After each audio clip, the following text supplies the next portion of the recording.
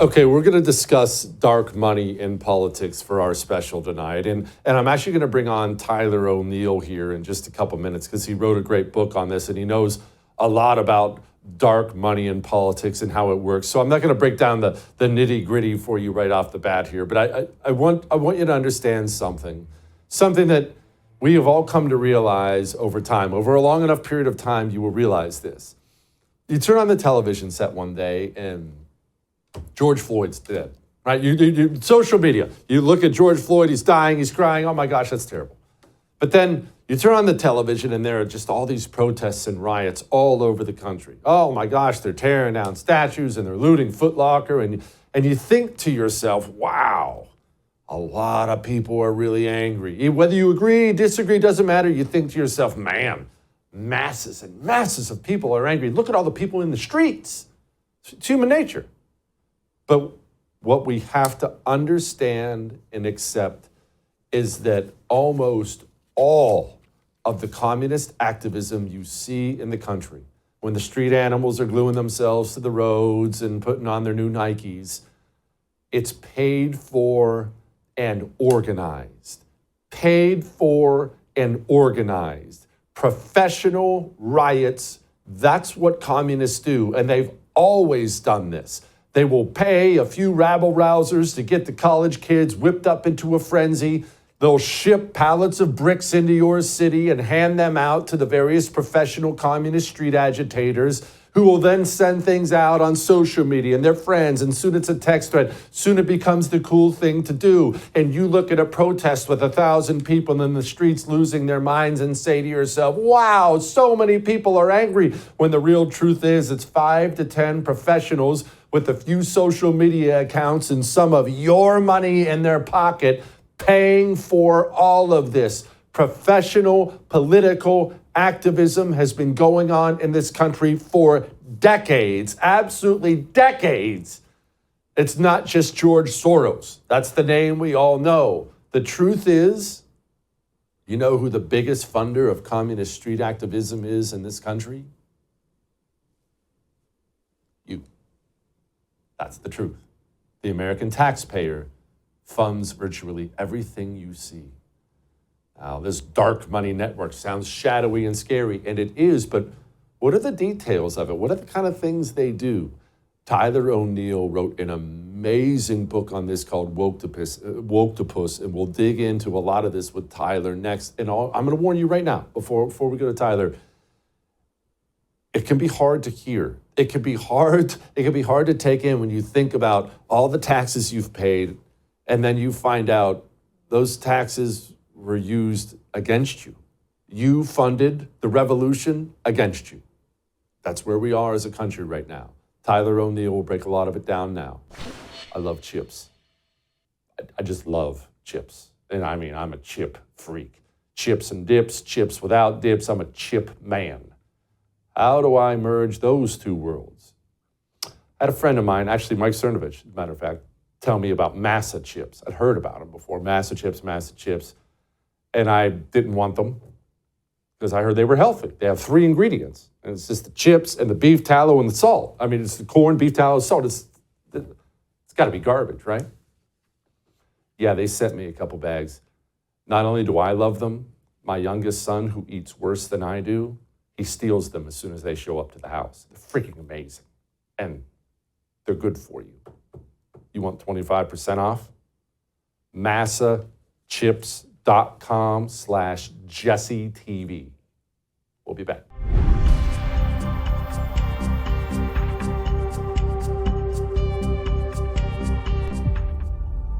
Who's really in control in Washington? How can the President of the United States, someone who wields immense power, be pressured to step aside?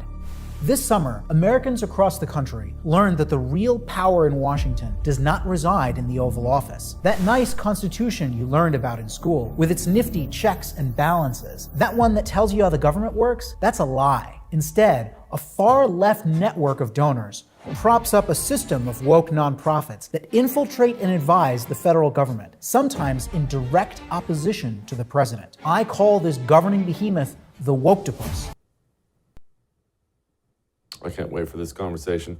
Joining me now, Tyler O'Neill, author of The Woke-topus, which I'm sure if you haven't bought it already, you will be buying it at some point in time during this. He's also the managing editor of the Daily Signal, I should point out.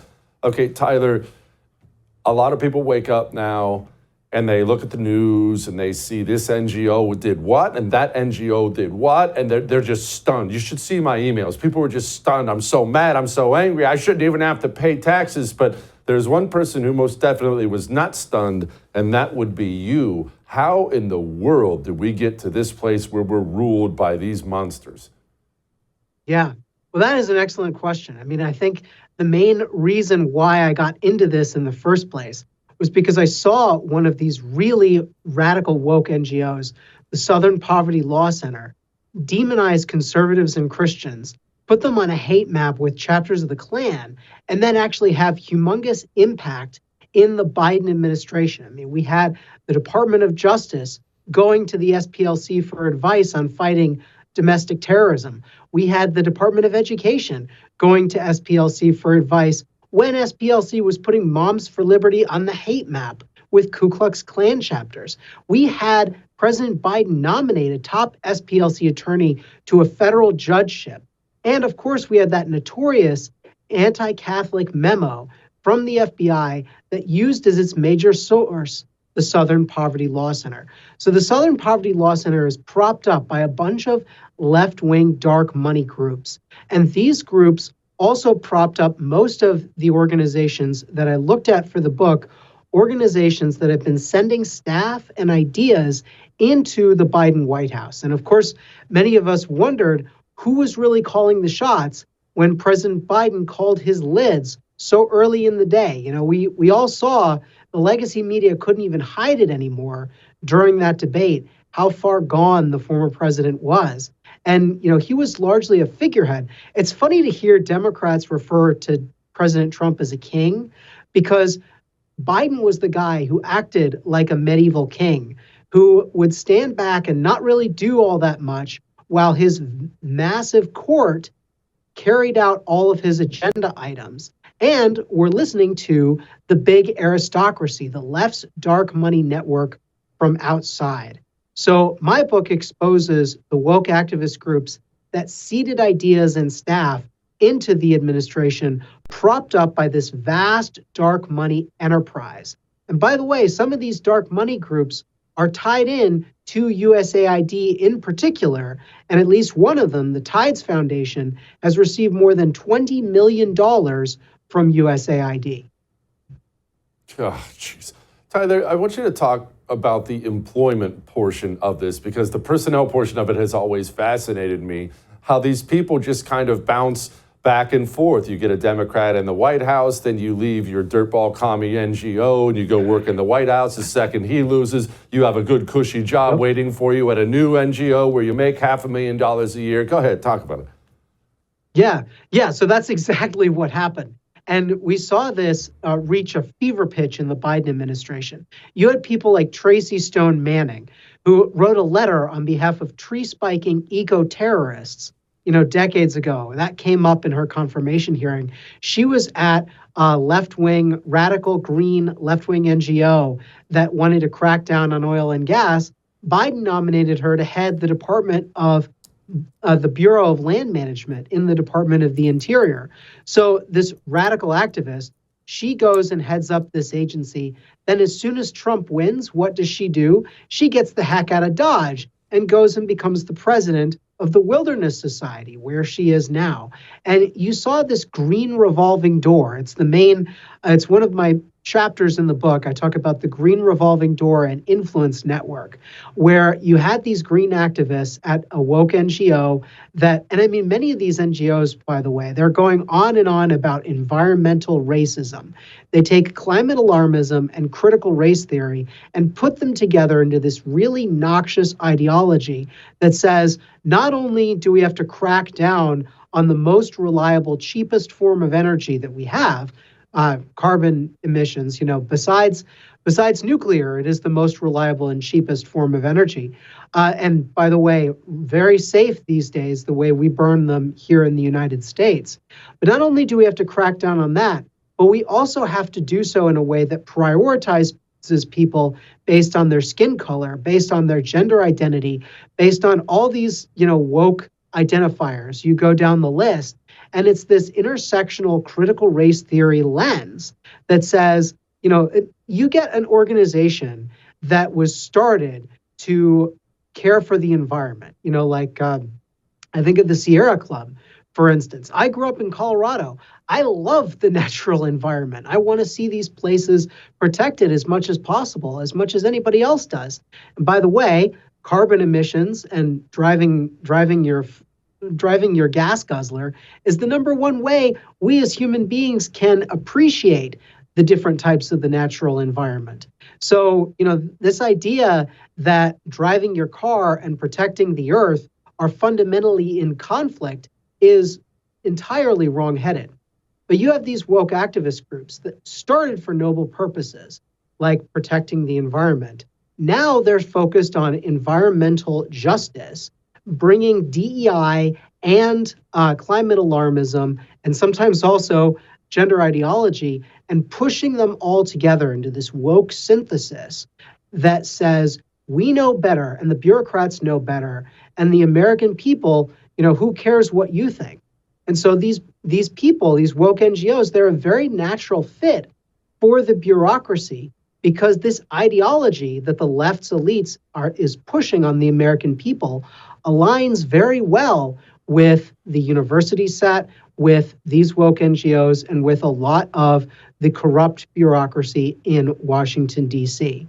And this bureaucracy is, it is far beyond, I say in the trailer, that the government that we learned about in school is a lie, because a lot of the rules that you and I have to live by are issued through the bureaucracy. If you look at the amount of laws that Congress passes every year, and then the amount of regulations that the administrative state passes, there is no comparison.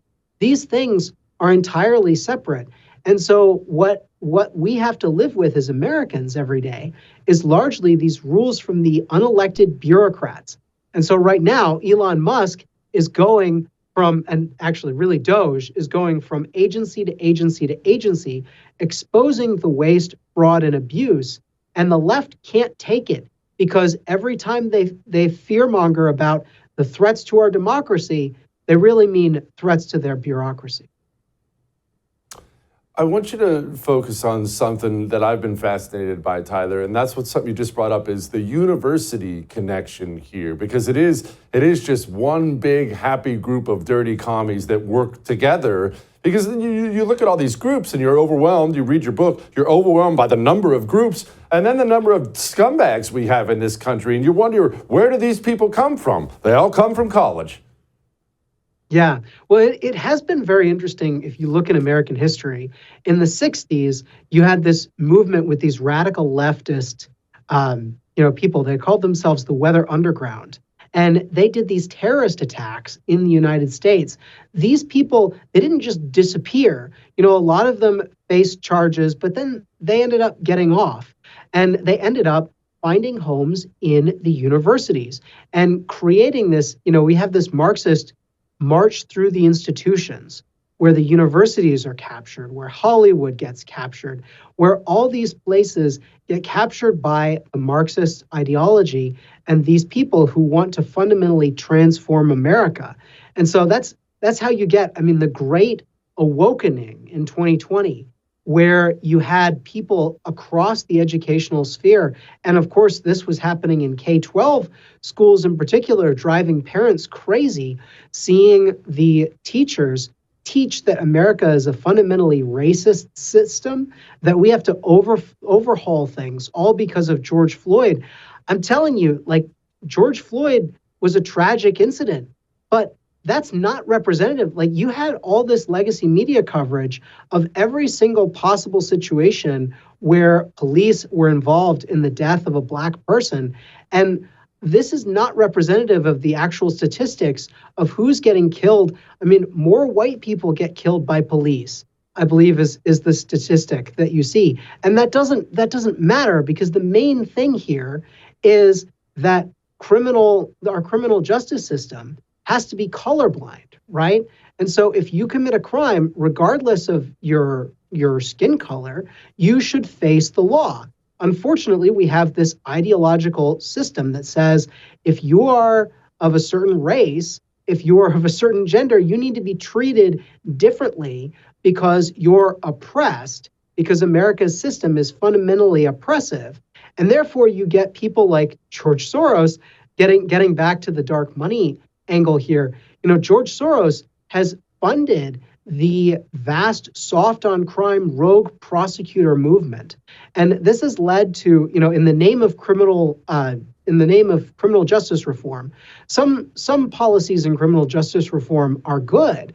But if you look at the sort of things that George Soros has been funding, these prosecutors who come out and say they will not prosecute certain types of crime, that enables, you're creating an incentive for people to engage in criminal activity. And so you see a crime wave spark across the United States.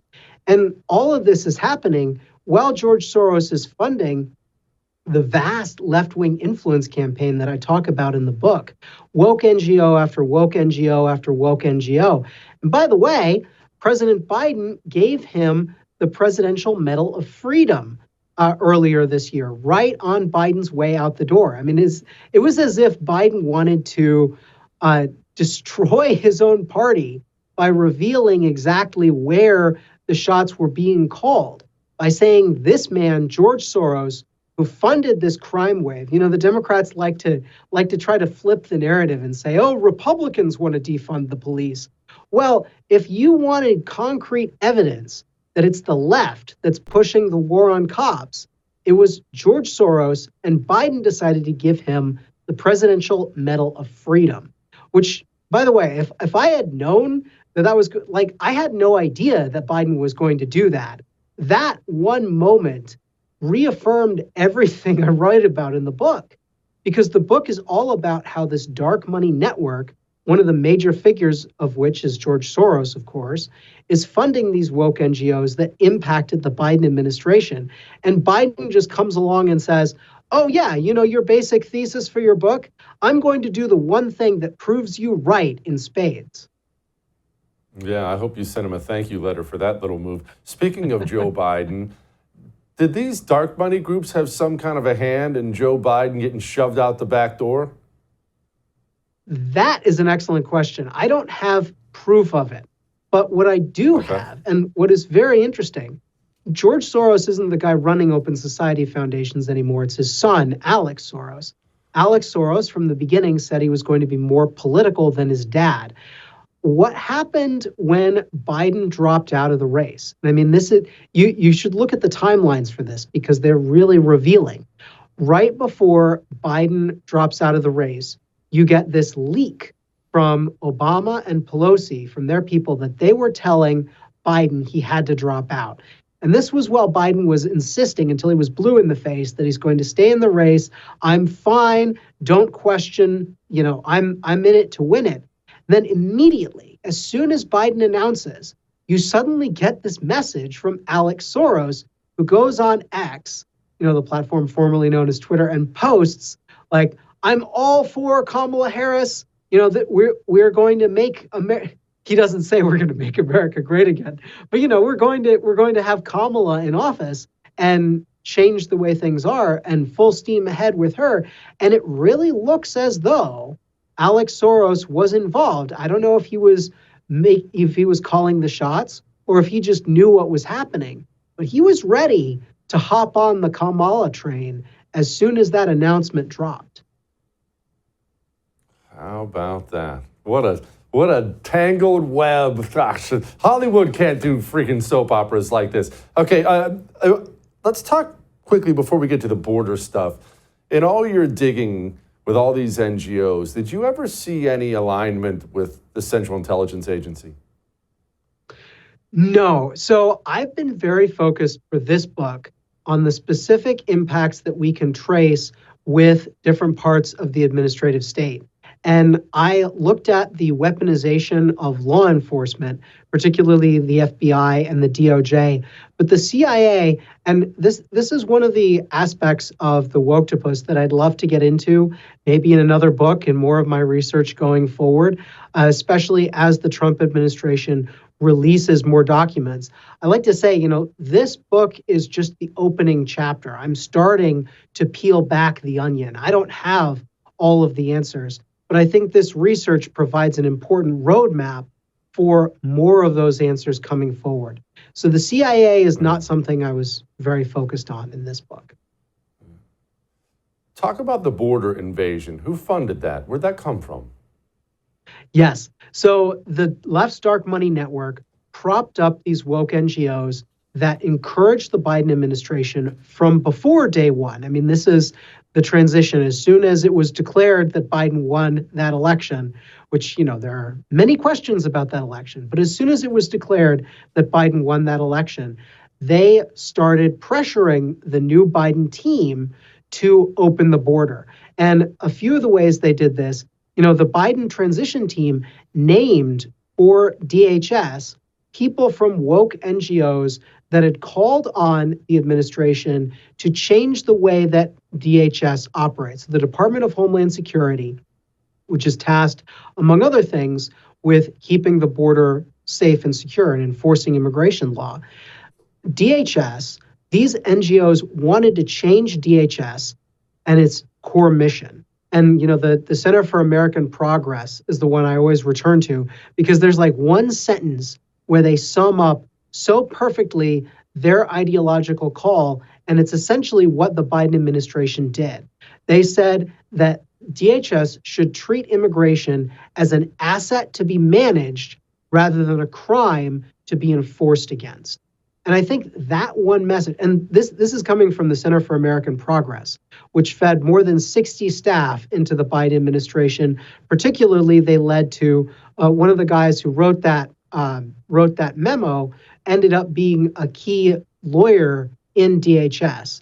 And of course, the American Civil Liberties Union, which is now suing Trump to block all his border policies to bring sanity to the border, the ACLU had one of the main leaders in the transition team for DHS. So the ties here are very obvious. But an ACLU essentially wanted to do the same thing. What they wanted to see from DHS is what they saw, which is taking an agency that was focused on law enforcement and keeping the border safe and secure, and switching that, turning its focus to enabling as many illegal aliens to come to the United States as possible. And that's what we saw from program after program after program. We saw the CHNV program, which literally flew illegal aliens from Cuba, Nicaragua, Haiti, Venezuela into the United States. And I mean, these people, when I call them illegal aliens, it's important to note, even though the Biden administration said, we want you in this country, that's not enough to make an alien legal. They have to come through pathways established by Congress, lawful pathways that make them legal immigrants. And only Congress has the authority to change the law to enable more people to come here legally. So these illegal aliens, every illegal alien that Biden intentionally imported into this country is still here illegally. And I mean, I think Trump is working overtime to deport as many of them, especially the criminals, especially those who are violent. I mean, but let's be clear. Every single person who violates the law to come to this country is a criminal to one degree or another. And I think it's important to say, the left always says, look, they say immigrants or undocumented immigrants commit fewer crimes on average than native-born Americans. And it's like, well, even if that's true, and the statistics on that are not very reliable, even if that's true, 100% of the crime that is committed by illegal aliens can be prevented by deporting them or by enforcing our immigration laws. And that's the common sense policy that the American people want to see out of Washington. And it's the exact opposite of what the woktopus demanded. Is that the only dark money you found in law enforcement, or is there more? So the dark money that I focus on was propping up these NGOs that then staffed and advised the Biden administration. I don't have dark money evidences to specifically paying off people in law enforcement, but the law enforcement aspect of this, especially federal law enforcement, involves three different general angles. First off is the Southern Poverty Law Center, which I can't talk about enough. I wrote my first book about them. I think they are the tip of the spear when it comes to demonizing conservatives and Christians who dare to dissent from the left's woke narrative on issue after issue. So the SPLC puts immigration groups that want to enforce immigration law on the hate map with chapters of the Ku Klux Klan. It puts Alliance Defending Freedom and other organizations that protect religious freedom on the hate map with the Klan. It puts Moms for Liberty on there. If you look at it's almost become the case that any conservative organization that has any impact in the United States is on that hate map. It's not quite true, but it's almost there. And I actually had a story last year of all the groups that are offended that they weren't put on the hate map because that, they acted, and of course they don't really mean this, but they acted as though it was an insult that they weren't considered effective enough to demonize in this way. The thing is, it's very easy to mock the SPLC. They've had a lot of scandals in the past. They're right now dealing with accusations of union busting, but of course they had racial discrimination, sexual harassment, one thing after another. The SPLC has no credibility, but the Biden administration decided, oh, this is the organization we want advising us on domestic terrorism. And that's why you saw the FBI memo attacking radical traditional Catholics. We also, of course, saw the FBI going after concerned parents with the letter from that the White House actually worked a little bit on beforehand, the letter from Chip Slavin and the National School Boards Association, which I also talk about in the book. And then, of course, there was the attacks on the pro-life protesters. So under Biden, we had this historic leak of a Supreme Court ruling, the Supreme Court opinion striking down Roe v. Wade and Dobbs v. Jackson Women's Health Association. And this led to a rash of attacks on pro-life pregnancy centers, on Catholic churches across the United States. We're talking, upwards of, I think it's 80 attacks on pregnancy centers and other pro-life groups, and then hundreds of attacks on Catholic churches. The Biden DOJ essentially turns the other way, turns a blind eye. I think there are like a handful of cases they bring, but almost nothing. Meanwhile, they bring at least 50 cases against pro-lifers who are protesting outside abortion clinics, some of whom are only, standing there silently praying.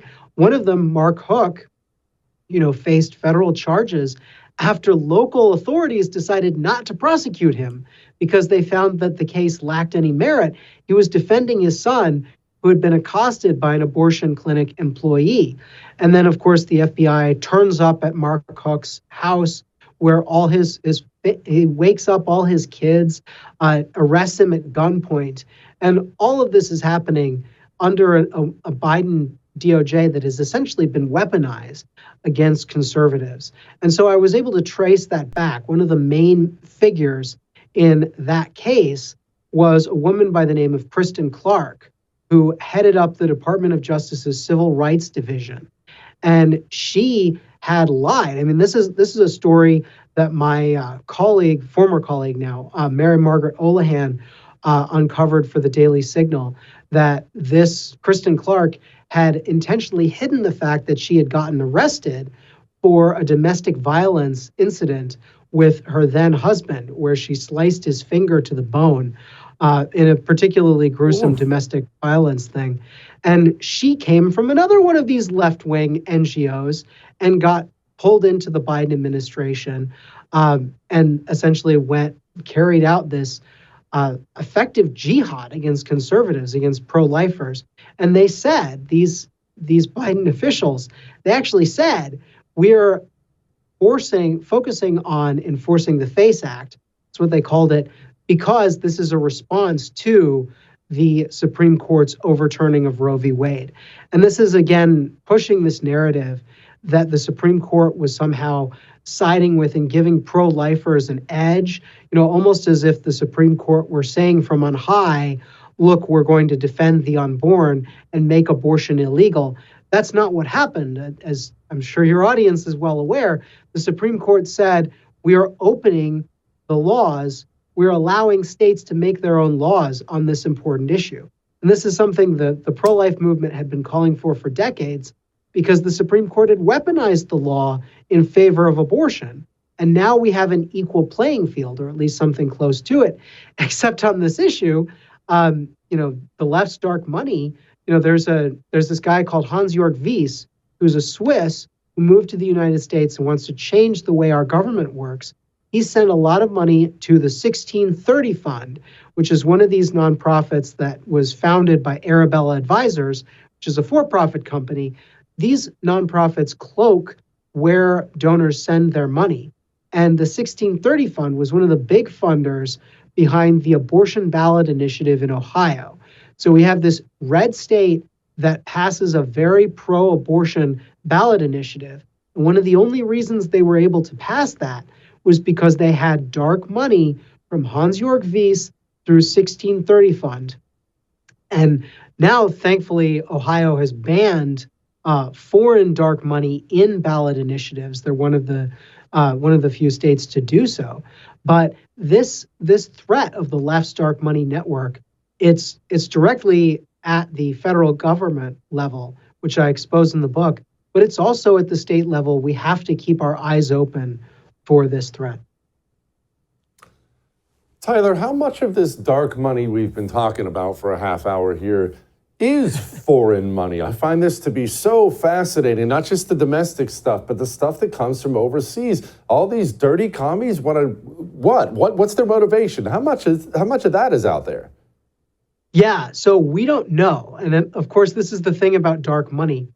Dark money inherently it refers to organizations, like nonprofit organizations don't have to disclose their donors.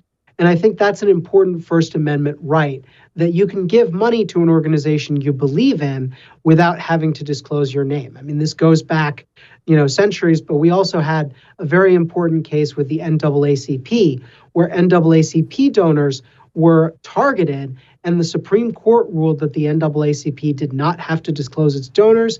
Recently, Americans for Prosperity had a similar situation. So I support, let's be clear, I support allowing dark money to exist in the system. I think people like Sheldon Whitehouse, who act as though all dark money needs to be banned, they need to look at where the dark money is, because a lot of it is on the left.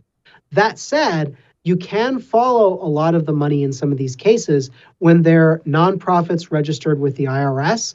They disclose which organizations they're supporting, which is how I'm able to talk about where the Tides Foundation, where these Arabella Advisors established nonprofits send their money. It's all public tax records that you can find where this stuff is.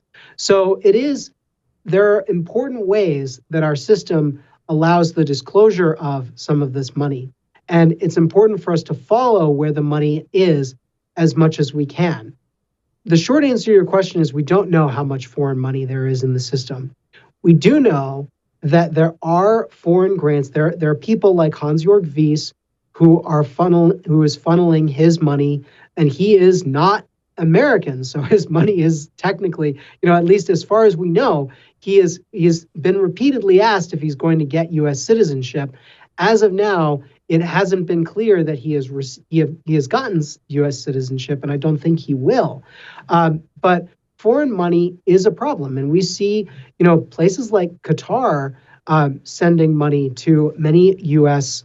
universities. Some of the groups I talk about in the book are anti-Israel. And some of them also have ties to foreign governments, particularly Qatar, and of course we've seen China have its money that it's shoveling to U.S. institutions, particularly American universities have influence from China. Unfortunately, this is the kind of thing that I'd love to do more research on for the next book, because there is enough dark money here in the United States that's funding all these things that I don't need to speculate how much is coming from foreign countries. But I will note that the Southern Poverty Law Center, for instance, has thousands of dollars, or actually I think it's millions. I need to check to make sure what the latest numbers are, because they reported this on their tax documents. But they have a huge amount of money in Cayman Islands accounts. And this is a nonprofit organization. It's like you can't make this stuff up. But that's how these people are. And that's the organizations we're talking about. These left-wing NGOs, they think they are above us in every particular way. And that's part of this bureaucratic mindset of we know better than the American people. And this is what allows them to support, I think the last leg, I define woke as 4 different aspects: critical race theory, gender ideology, climate alarmism, and a preference for technocratic government.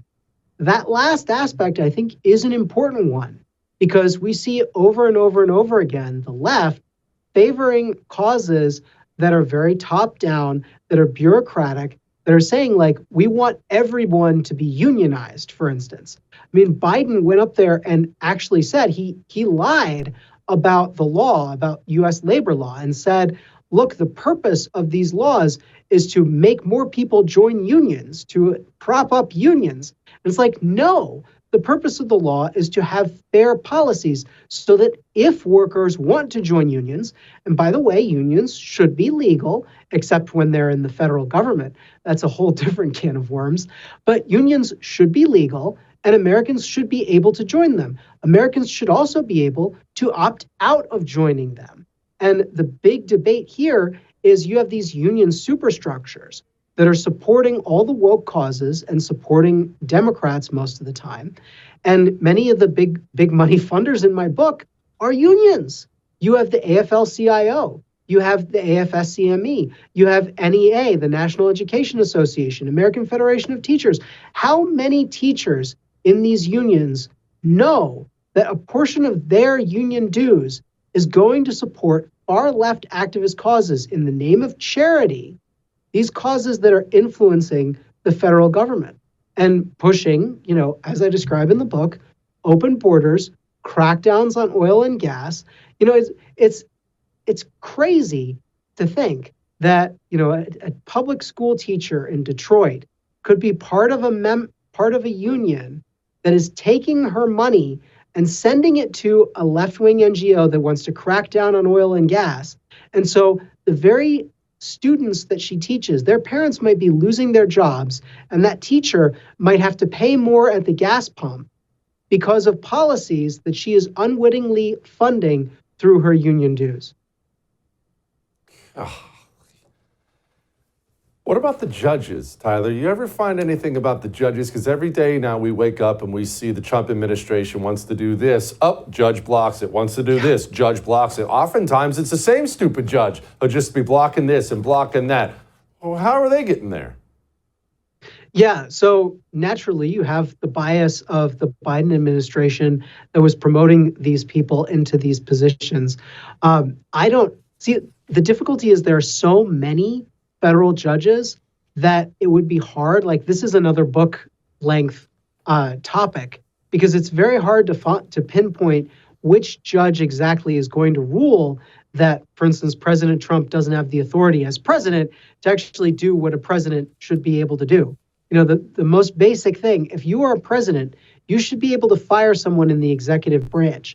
The Constitution is 100% clear that the executive power shall be vested in a president of the United States, not in unelected bureaucrats, not in judges who can prevent the president from firing people, but in a president of the United States.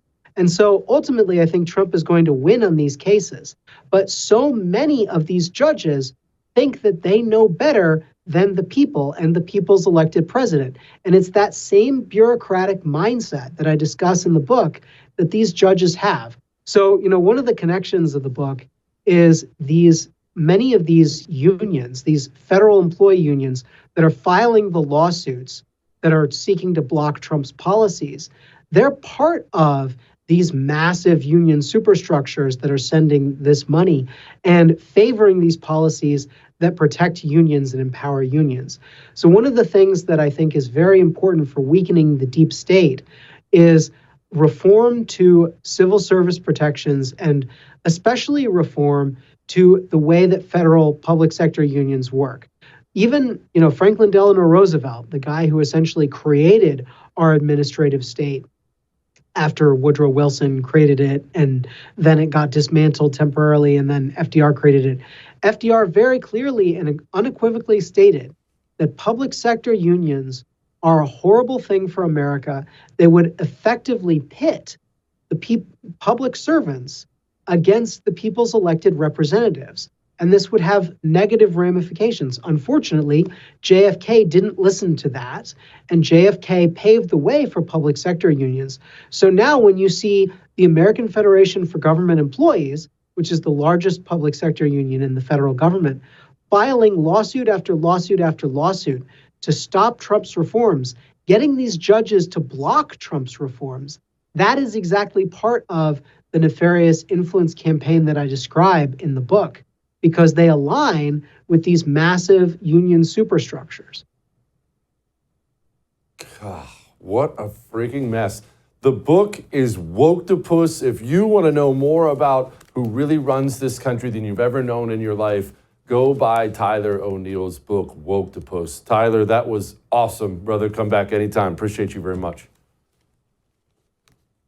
It's ugly, right? I love energy. Let me explain. Why do we reach for that cup of coffee at 2, 3 in the afternoon? Because we're running out of gas. And you want to feel good again, right? Like you just got out of bed in the morning. Do you have any idea how much chalk will change your life? Natural herbal supplements from chalk. You, as a man, take a male vitality stack for 90 days. You'll be mad at all the time you weren't taking it. And these are all natural herbal supplements. Ladies, they have a female vitality stack. I've had ladies in their 60s email me and tell me, I feel so good, I don't even want to nap anymore. Naturally, no more pills. Stop sticking needles in your arm. Natural herbal supplements. Here's what you do. They're having a big summer savings thing. Chuck.com/JesseTV. All I'm asking is 90 days. All right?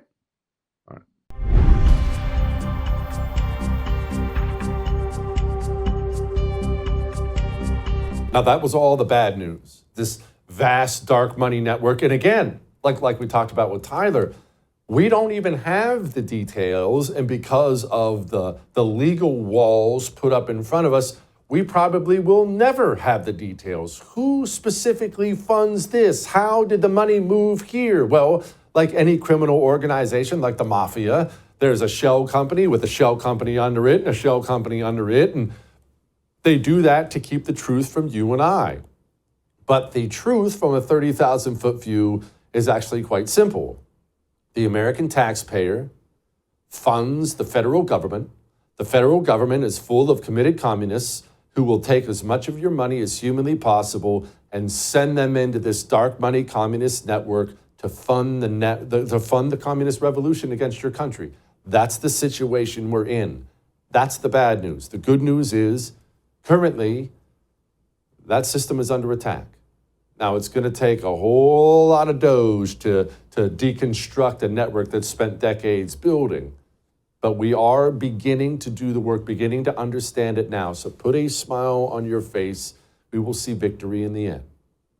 All right, we'll do it again.